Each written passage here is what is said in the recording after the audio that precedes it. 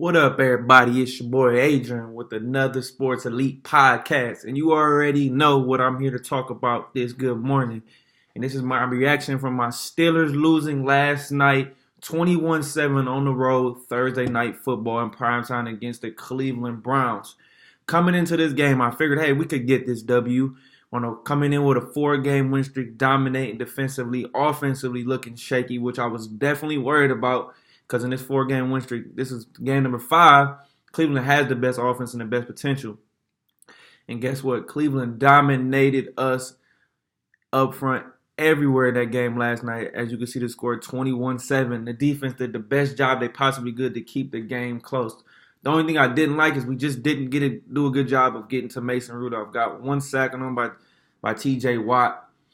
And Baker just did a good job of scrambling out the pocket. He loves to scramble. He loves to scramble to his right. And that is something on film I wish the coaches would have emphasized more. But as defensively, I wasn't mad. We had held Nick Chubb the 92 yards on 27 carries, 3.4 yards per carry.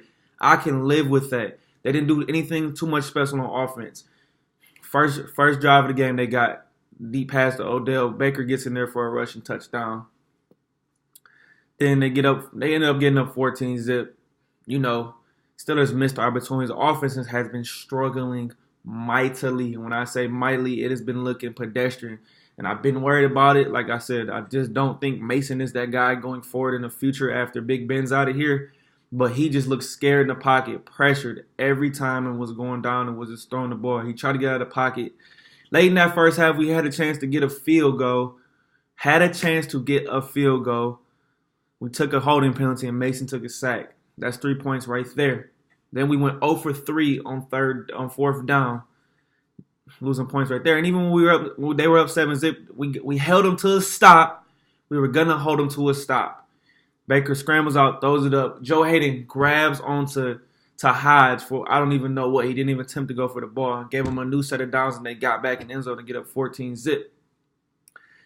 In the second half, we tried to hold on. We just couldn't get anything going. And on top of that, to make things worse, if the injuries aren't already bad as it already is, Juju gets knocked out of the game with the concussion, which clearly should have been called. It wasn't called. They ended up calling a roughing the passer on the defensive lineman from Cleveland. But Juju body looked limp. He's knocked out. James kind of looked like to re-aggravate the shoulder injury he already had. He was holding it early in second drive, I believe, in the game. Then special teams, Artie Burns gets hurt. I mean, Artie he's playing here and there, but still that's depth. That's depth we losing on to. Then on top of that, Deontay Johnson gets knocked out of the game early in the 4th on the helmet-to-helmet hit that they called it a penalty. Losing guys after guys, especially on the offensive side of the ball. And we are already limited. We're already stagnant. Trey Edmonds, Jalen Samuels, Benny Snell still out. I mean, at this point, it's like, hey, I just hope we can at least get a first down. We couldn't even do that. We struggled. We eventually scored on Jalen Samuels, but there was a lot of penalties on that drive that led to that. So, tried to get a stop. We couldn't do it. But ultimately, Cleveland ended up scoring. The defense just gave it up, and it was 21-7. And at that point, I knew it was over. Hey, like I said, they jumped on us early and often. Got that crowd rocking, got everybody going. So I'm not going to blame defensively. We're just wore down and wore out. Offensively, it's going to be a struggle the rest of this season. This loss puts us at 5-5, man. 5-5. I was hoping for 6-4. We got Cincinnati next week, which should be a dub to get us to 6-5. Also, we get to play Cleveland again at home, which I'll be ready for that because I got some things coming. I know some things are coming for that game. We lost all those players. I know they lost Morgan Burnett. Olivier Vernier didn't play.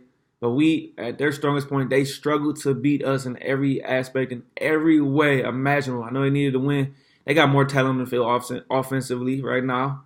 They should have blew us out, but we held on. I still rock with my squad. Hey, still Mike T's the guy. But, hey, let's talk about this real quick because this has been the big storyline coming out of this game. And this is something we shouldn't even talk about. We should just be talking about Cleveland dominated us and they got the W. Last night, the game ended in a brawl.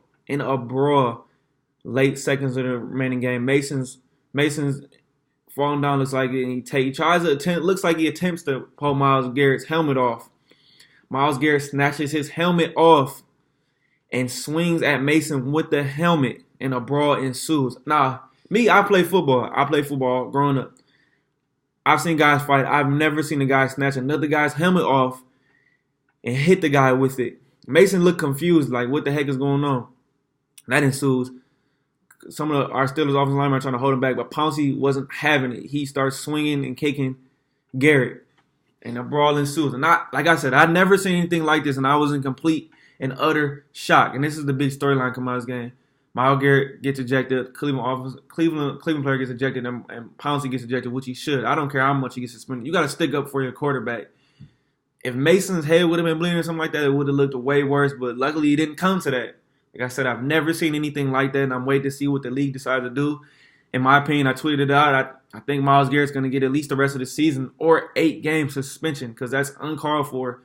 And I know Mason kind of instigated a little bit, but hey, with that being said, it's a grown man swinging another helmet at a guy who has his helmet off. So he's defenseless. And I don't know if you guys ever held a helmet, but the thing is heavy, and you get hit with it, it hurts. So I never understood why guys swing and punch at other guys with the helmets on, because you're going to break your hand or your bones or whatever the case may be. But Myles Garrett lost his cool, and after the game, he apologized. But there's going to be some big repercussions from this game.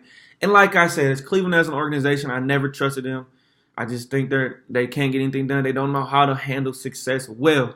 We're going to bounce back from this game. Now, this is going to follow Cleveland for the rest of the season, and now people think they're going to make the playoffs, but I don't think that's going to be happening. They're going to come into Heinz Field in a week and a half, less than 2 weeks, and we're gonna get that W. But we'll sit in that L and we'll take that L. But handle the dub like first class. Handle that dub and get out of there.